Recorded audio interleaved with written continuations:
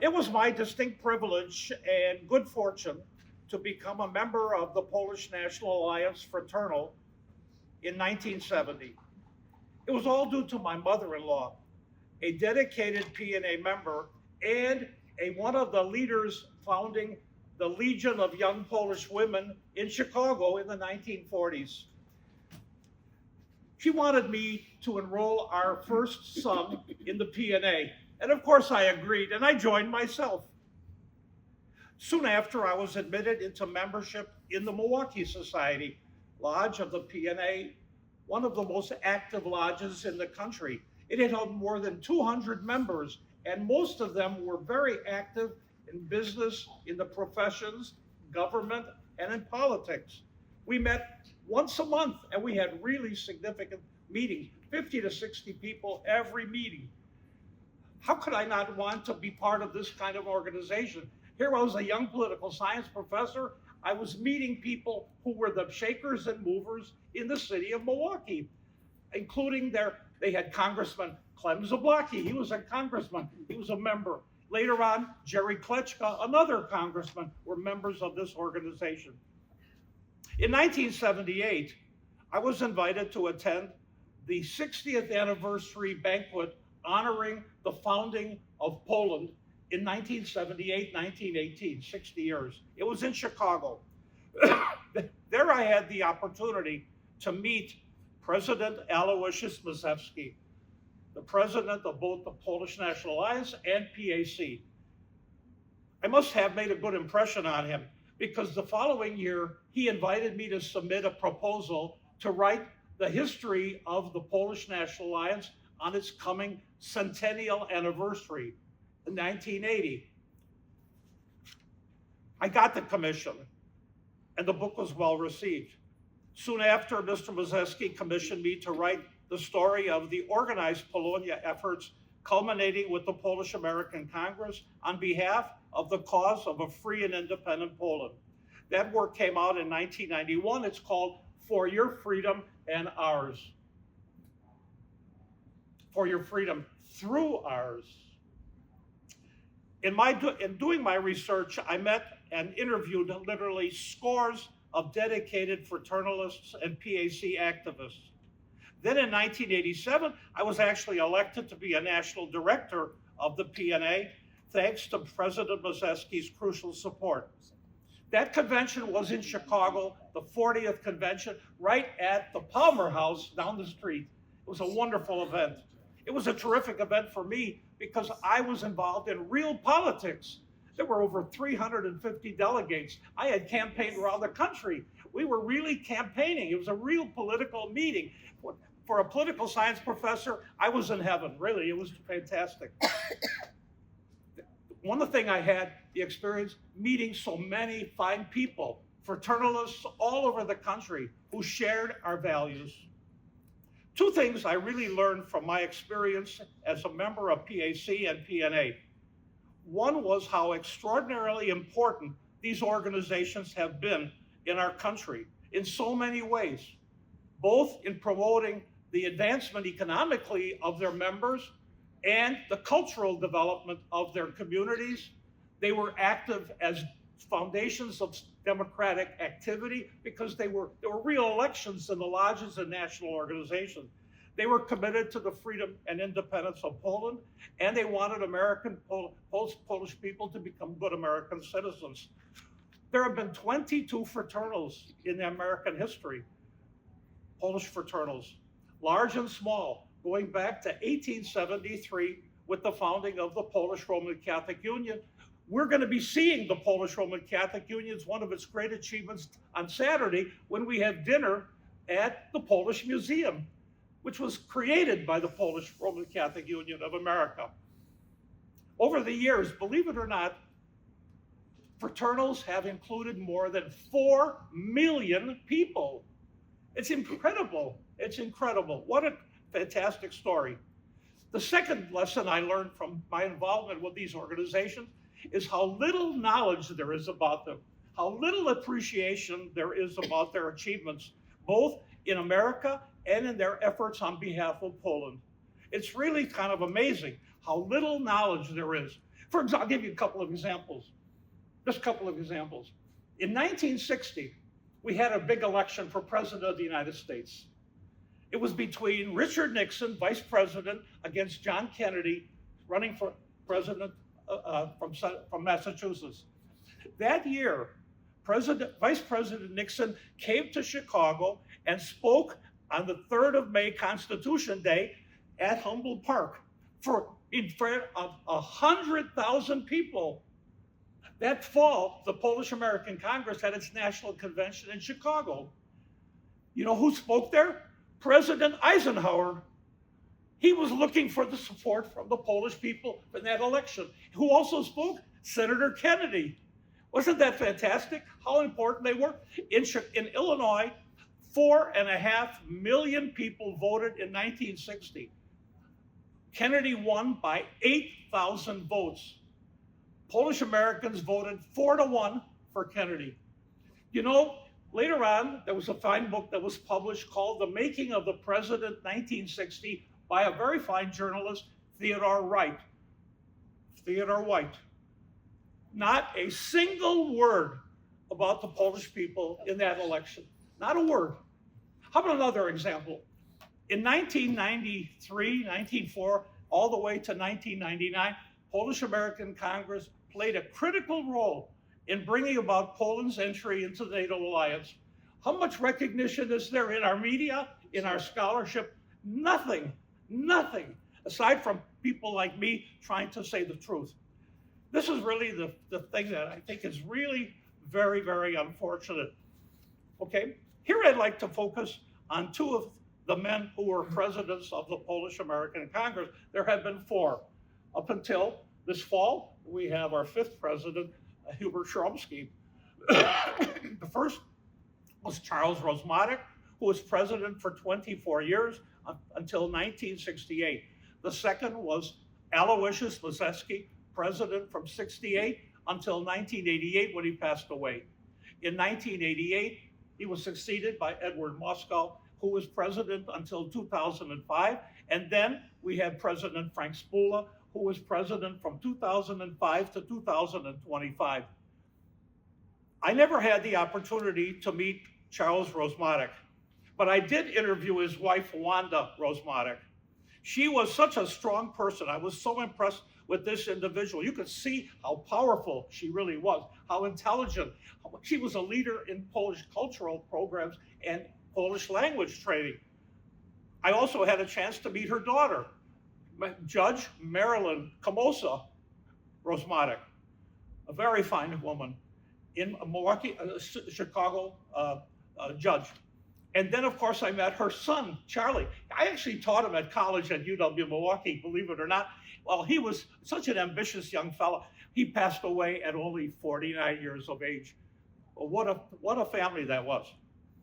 As for President Moskal's successor, Frank Spula, I've known him for many years because when I started writing the history of the PNA, he was already on board. He was the specialist running their insurance program under President Mazewski. And in 1987, when I was elected to be a national director, he was elected to be national secretary of the Polish National Alliance. And then he went on to become president and has done a wonderful job over the years as leading the Polish American Congress and the PNA. Here are just a few reminiscences I have about Mr. Mazewski and Mr. Moskal. First of all, about Mr. Mazewski. By the time I first met him in 1978, he was already in firm command of both the PNA and the PAC. This was no easy trick in organizations that were literally filled with very intelligent and ambitious people who had their own ideas about running these organizations, okay? But by this time, he had become the dominant figure in both organizations, and he had established his leadership position very substantially by that time. He also was a tremendous master of the political world outside of Polonia. You know, Mr. Mazewski was a big Republican, and he became very active in the local Republican Party in Chicago, in the state, and nationally. His legal training helped also because it made him a major go-to force in Washington, D.C. to represent the interests of the many nonprofit fraternals in the face of the Congress's this constant desire to tax the fraternals, you see. And he became the major spokesman because he had so many good contacts with all of the leaders in Congress. In 1979, as I mentioned, I was asked to write the history of the PNA on the occasion of its centennial. In doing this, I had Mr. Mazewski's full cooperation at all times. He also allowed me to do something which was really remarkable. He allowed me to call him any time of the day when I had a question about something or other. I could call him anytime, and he always answered the phone. I couldn't believe this. I got so spoiled. One day, we agreed on a date when we could sit down together for a more extensive interview for the book. It was on an afternoon in his office. After a few questions, the phone rang. Mr. Mazewski took the call. It was from Henry Kissinger. What? What's going on here? He was talking with Kissinger. After a few minutes, we got back to talk. Then came another call. He picked up the phone again. This came from a leader of the PNA in California. He took that call. Then we started talking again, another phone call. He picked up, then he finally said to me, we can't get anywhere with this conversation because I have to pick up the phone all the time. So we said, let's have dinner and we won't have any phone call interruptions. But that was Mr. Mazewski. He was in charge of everything. He knew everything going on in the organization. How did he get anything done? I used to ask. He would come to the PNA office at 6:30 in the morning every day and get his work done between 6:30 and 9. Then when the business started, because then he had to do all kinds of things that were the fraternal work. In Chicago, Mr. Mazewski was so successful in winning approval to get the Kosciuszko Monument out of its old neighborhood in Humboldt Park to a wonderful new spot near the city's lakefront. He engineered having the great annual Constitution Day parade moved to Chicago's Loop, and he won local start to finish TV coverage of this great event. In 1976, he supported the presidential candidacy of his friend Gerald Ford, and he did everything he could to rescue Ford after his gaffe when he made that mistake in his campaign debate with candidate Jimmy Carter. There, remember, President Ford denied that Poland was under Soviet domination. Had Ford not been so stubborn and listened to Mr. Mazewski, who told him over and over to immediately apologize and move along, he instead stonewalled for 2 weeks, and he lost the election by a hair. That's how close Mr. Mazewski came to having a friend in the White House who was his close contact. In September 1980, 4 years later, President Mazewski welcomed President Carter to speak at the PNA's 100th anniversary banquet, something that Carter was very grateful for because he was trying to get reelected against Ronald Reagan. Well, of course, Mazewski was for Reagan, but he had him come. Over 2,000 people at that great event at the House of the White Eagle. What a memorable event that was. In 1981, President Mazewski traveled to Poland as part of the official U.S. delegation for the funeral of Cardinal Wyszynski. That's where he met Solidarity's Lech Wałęsa. In 1984, I was at the 40th anniversary commemoration of the Warsaw Uprising in Washington, D.C. with President Reagan and President Mazewski with a good number of people that day.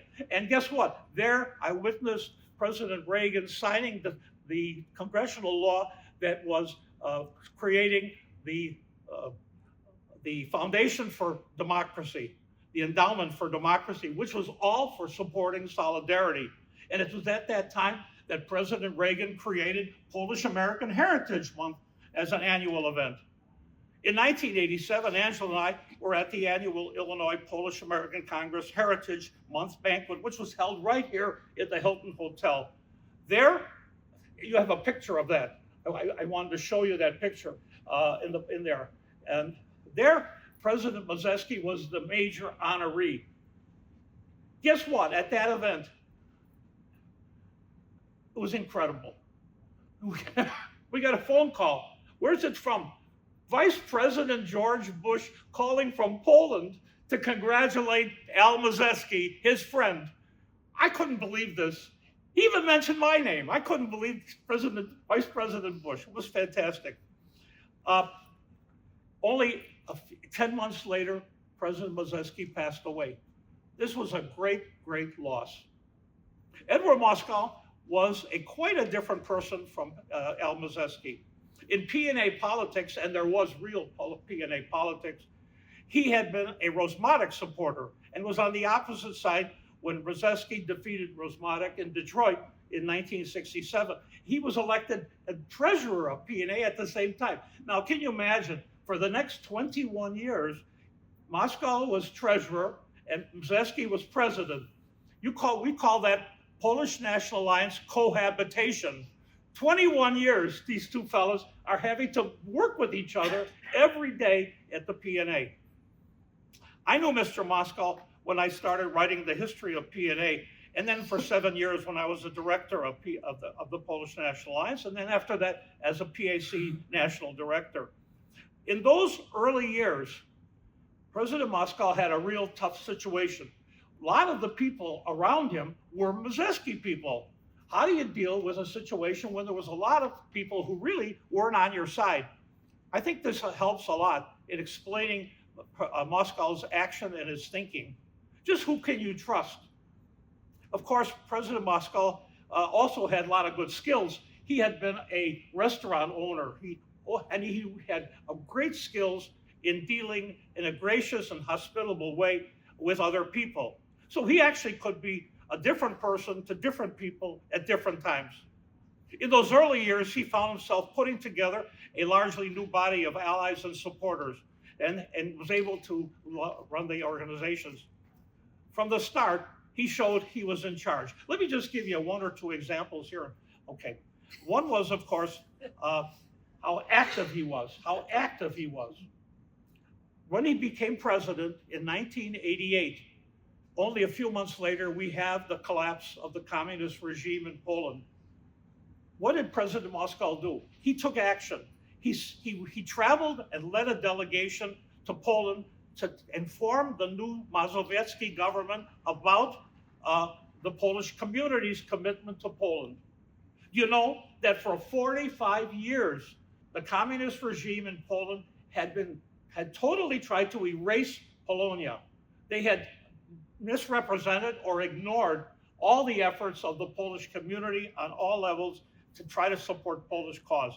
And Mazewski was there, Moskal was there to try to educate the new leaders of Poland about what we stood for. But even here he ran into criticism. I remember him speaking to me why he was not bringing along Mr. Kazimierz Łukomski, who was the vice president and was a Mazewski man, with him on this trip. You know what he said? He said, Mr. Łukomski has very serious health problems, and he was right. And Mr. Łukomski did not like that, and he publicly attacked Mr. Moskal for not being invited to this meeting. Now, who in Poland would have been active as much as President Moskal in winning Poland's entry into the NATO alliance from 1994 until 1999? You have this picture that I show you there, where he met with President Clinton. You imagine this? This was incredible. We had a meeting with President Clinton in the White House, 20 people for 35 minutes. And the president listened to us. It wasn't just a one-way speech. President Clinton listened. And guess what? At the end of that meeting, he said to us, the door to NATO expansion is open. He said it. I was there. And what an incredible development that was. But how much recognition? Practically nothing. There was also a little bit of about Moskal humor. He was also kind of humor. Well, let's give one little example. When NATO brought Poland into the alliance in 1999, on the 50th anniversary of the alliance, Moskal and President of Poland, Kwasniewski, were major speakers at an event, and we were there. And when President Moskal finished, he walked over to Kwasniewski, who was an atheist, and he said, we were so much together on this, And I want to wish you, Mr. President, Bóg zapłać. What a funny thing. We were all laughing about that. That was really something. Well, let me finish here. These two men were very, very different people. They were like oil and water, but both of them were very significant. And you know what they really deserve? Serious evaluation of their work by our scholars. It's got to start somewhere. These people were significant. I was there for it. I was fortunate to be for that. But these individuals and their predecessor, plus President Spula, deserve to be interviewed today. Look at President Spula is right down the road in Chicago. Some people from our scholarly community could easily give him a call and sit down with him and learn about what he was all about and what he is all about. That's what we should be doing as scholars and not ignoring the major organizations of our Polonia. Thank you very much. A special guest who is with us today, and this is Mr. Hubert Cheromsky, who is the newly elected president of the Polish American Congress.